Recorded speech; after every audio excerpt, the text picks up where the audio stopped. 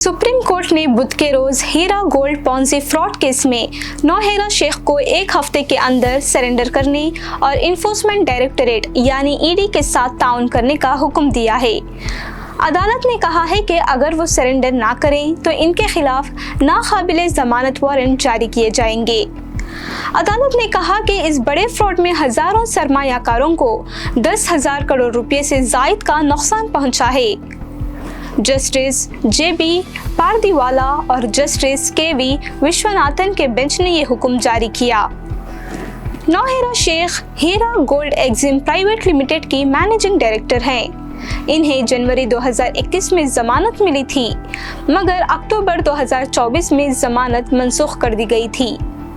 बाद में 3 जायदादें फरोख्त करने की पेशकश पर सरेंडर का हुक्म आर्जी तौर पर रोक दिया गया था, लेकिन ईडी के मुताबिक सिर्फ 1 जायदाद फरोख्त हुई, जबकि बाकी जायदादें गिरवी या खानदान के नाम पर थीं। ईडी के वकील अन्नम वेंकटेश ने अदालत को बताया कि मजीद 90 जायदादें नीलामी के लिए शनाख्त की गई हैं और 16 जायदादों के सेल डीड में नौहेरा शेख ताउन नहीं कर रहे। अदालत ने कहा कि अक्टूबर 2024 के बाद भी इन्हें वक्त दिया गया, मगर ताउन नहीं किया गया।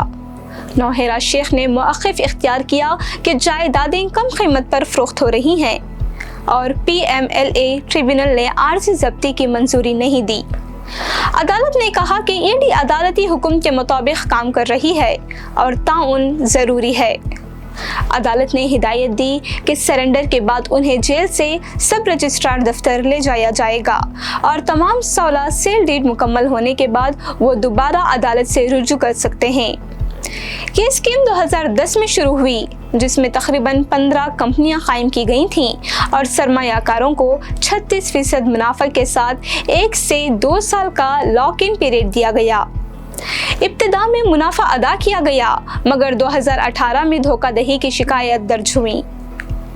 सीरियस फ्रॉड इन्वेस्टिगेशन ऑफिस ने तहकीकात शुरू की और तेलंगाना, आंध्र प्रदेश, महाराष्ट्र, कर्नाटक और दिल्ली में मुकदमा दर्ज हुए। नौहेरा शेख को अक्टूबर 2018 में गिरफ्तार किया गया था।